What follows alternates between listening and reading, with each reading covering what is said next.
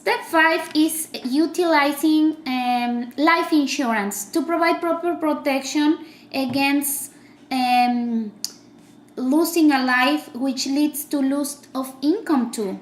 You know, it's just pretty devastating when a mom and a dad and 3 kids and suddenly that is gone.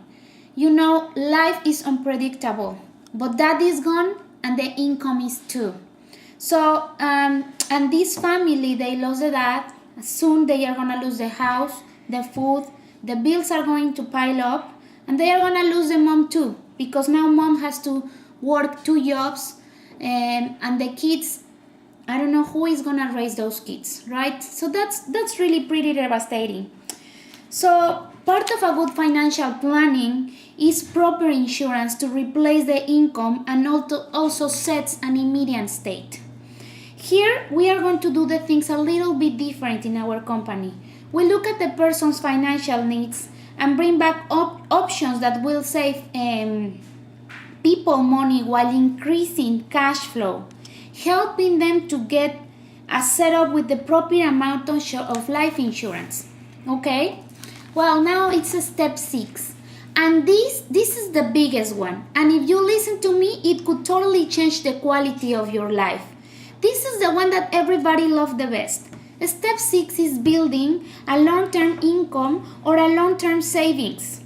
Now, there are 2 elements at play here. 2 battles that we have to win the money game. Because if we don't incorporate these ones, can I please be strong with you? The chances of you being financially independent probably won't happen. And if it does, it's way out there. So here are the 2 battles we have to win. One is the inflation battle, and we will talk about that one. And 2 is the tax battle, because it's not what you make, it's what you keep. And taxes will hurt you if you are not careful. Let's talk about inflation. Have you ever heard about the Rule 72?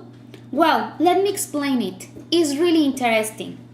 Whatever interest rate that you are saving at, let's say at 4%, you divide that number into 72, which is 18. So every 18 years, your money doubles.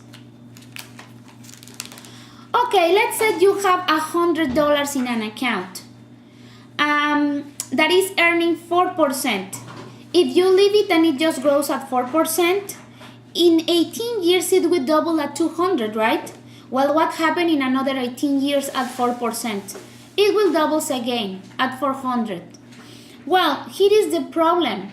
36 years from now, will 400 buy what 100 does today? Not right.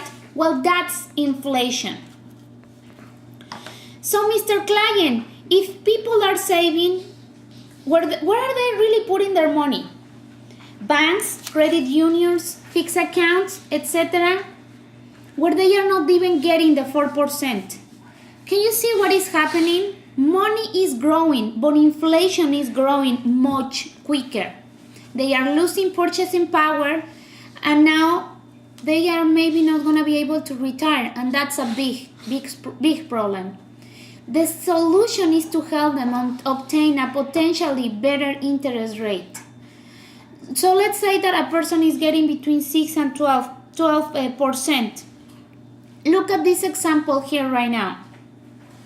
Let's assume that you are 29 years old and you have $10,000 at 4%. Into 72 is 18, right? So what $10,000 grow into 36 years is $40,000.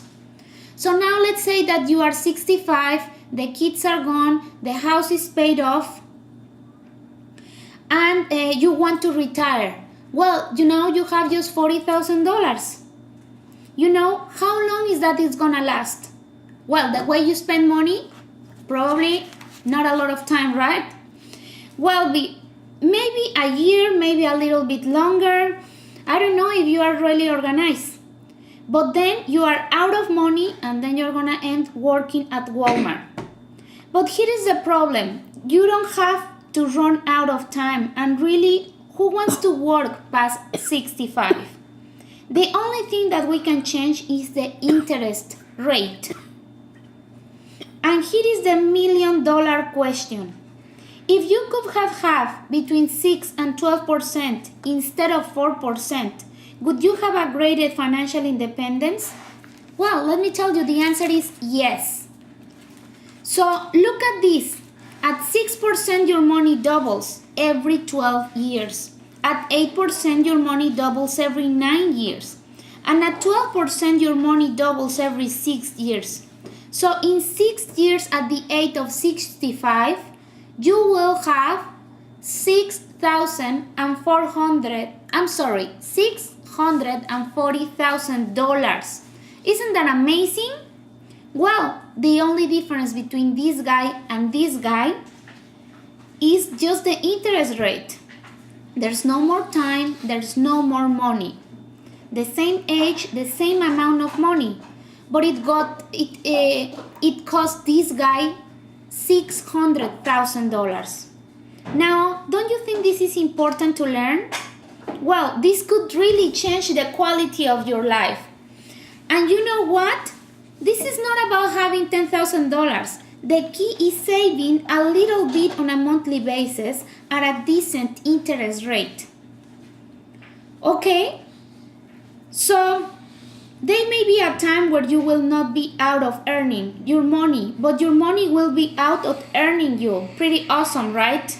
Well, where can I get a pretty decent rate of return, but still have a protection of your principal, and you are also guaranteed to not lose money? Well, I'm gonna tell you. Well, actually, there are 3 different strategies. I will tell you each one, and you tell me which one makes more sense and which one you prefer, okay? Well, one is the fixed rate approach. So you get a guaranteed fixed rate, but it's gonna be low. Sometimes it's 2 to 3%, and which may be risky because of inflation, you know. The second approach is the stock market or mutual funds, where you have a really high potential way to grow your money, but the risk is really, really high.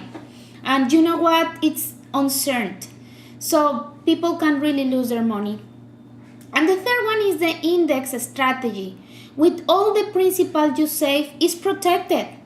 And all the interest earned is also protected. So you don't really lose your money. All the interest earned is linked to what we call SP 500. Stock index dose, which for the past 25 years has averaged almost the 10% a year. So of those 3 strategies that I just told you, which one do you think has many sense? The index strategy, right? Well, you know what? It's really popular right now. Let's talk about the SP 500 index. The SP 500 index is the most widely held company in the USA, representing over 100 industry groups, such as technology, healthcare, utilities, etc. In fact, the SP 500 represents almost 70% of the total domestic equity market capitalization and about 70% of the American economy. But get this, the SP has averaged about 10% a year for the last 25 years. So if you had invested in the SP 500 25 years ago and averaged 10% a year, you'd be very happy, right? Well, now, when we get back together, if we know that the index strategy is good for you, I'll explain all the specific products, cost and floors, and caps associated with the recommended product, okay? But now I'm going to give you an overview of the index strategy and how interest works. And all interest earned is linked to the SP 500, okay? So over the first 2-year period of time, but without any of downside risk associated with the putting money directly into the stock market. So you see, your money is really protected for any market loss. That sounds pretty important, don't you think? Well, here is an example. Let's say that a few years back you had $10,000 to the index strategy, and let's say that the the SP 500 did 10% the first year, and now is growing $11,000. And let's say in the second year it grew another 10%, and now you have $12,100. In the third year, the SP loses 20%, because that's possible, you know. In fact, that did happen. But instead of your account value dropping 20%, like 9,600, in the year 3, it remains 12,100. So you see why the index approach is quickly becoming one of the most popular? You can see why. One of the best ways to win the rate of return and inflation battles is to be able to get potentially higher growth and protect your principal from losses. But you cannot just win the rate of return battle and forget about taxes. In fact, I'm going to show you an example that will really shock you.